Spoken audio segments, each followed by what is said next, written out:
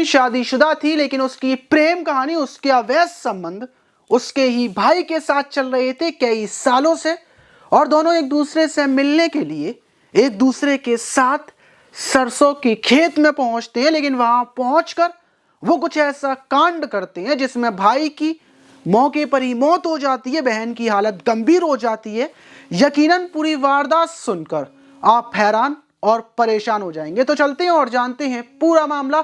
Video को जरा सा भी स्किप ना करें। तो बात कर रहे हैं हम राजस्थान के जयपुर के शिवदासपुरा गांव की। वहां पर रहने वाला अमित, जिसकी उम्र 24 साल थी। अमित खेतीबाड़ी का काम किया करता था। वहीं उसकी प्रेम कहानी 1.5 साल पहले से उसके ही घर के पास रहने वाले उसके सगे चाचा की लड़की यानी कि उसकी चचेरी बहन से चल रही थी, जिसकी उम्र 21 साल थी, जिसका नाम विद्या था। दोनों की प्रेम कहानी को 1.5 साल हो चुका था, लेकिन फैमिली वालों को कानो कान खबर नहीं थी और दोनों को यकीन भी था कि दोनों के अवैध संबंधों के बारे में किसी को भी पता नहीं चलेगा।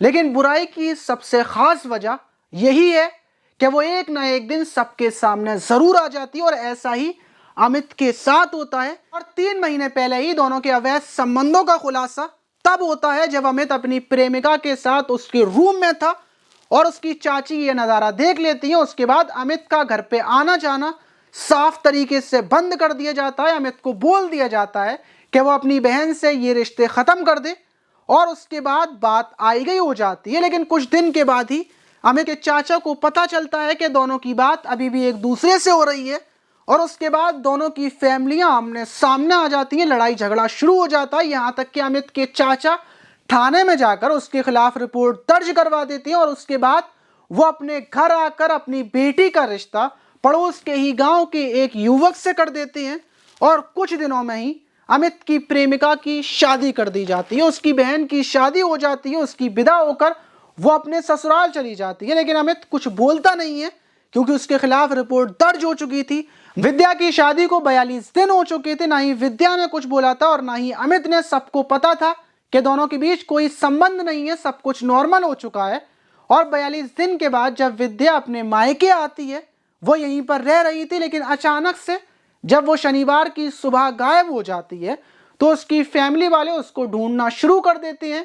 वहीं अमित भी अपने घर से गायब था। दोनों की फैमिली वाले दोनों को ढूंढते फिर रहे थे। दोपहर के टाइम अमित की फैमिली वाले उसको ढूंढते हुए गांव के ही एक सरसों के खेत में पहुंचते हैं, और वो देखते हैं कि अमित खून से लथपथ पड़ा हुआ है। सामने उसकी प्रेमिका, वो भी खून से लथपथ पड़ी है, लेकिन वो हिल डुल रही है।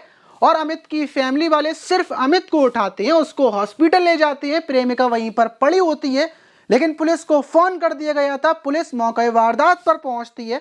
विद्या को उठाकर अस्पताल पहुंचाया जाता है, अमित को भी अस्पताल लेकर पहुंचते हैं। लेकिन अमित की पहुंचते पहुंचते जान जा चुकी थी, और विद्या का इलाज किया जाता है, जिसकी हालत गंभीर बनी हुई थी। वहीं पुलिस छानबीन में लग जाती है, दोनों के फोनों को जब्त कर लेती है। और छानबीन में पता चलता है कि शादी के बाद भी दोनों की बातचीत चल रही थी। और जब विद्या यहाँ पर आई थी तो अमित ने विद्या से बोला था कि वो उससे मिलना चाहता है, और दोनों ही एक दूसरे के साथ मरने के लिए वहां पर पहुंचे थे। पहली गोली अमित ने अपनी प्रेमिका के सर पर रखकर मारी, और जब वो वहीं पर गिर गई, उसके सर से खून निकलने लगा, तो उसके बाद दूसरी गोली अमित ने अपने सर में मारी। लेकिन अमित की जान चली गई। विद्या का इलाज चल रहा है, और पुलिस का कहना यह भी है दोनों आपसी सहमति से गए थे। पुलिस ने 2 खोखे और पिस्टल को बरामद कर लिया है। लेकिन अब आप इस पर क्या बोलना चाहेंगे? क्या अमित ने बिल्कुल सही किया या विद्या ने बिल्कुल सही किया? कमेंट बॉक्स में अपनी राय जरूर बताइएगा। मिलते हैं किसी और वीडियो में।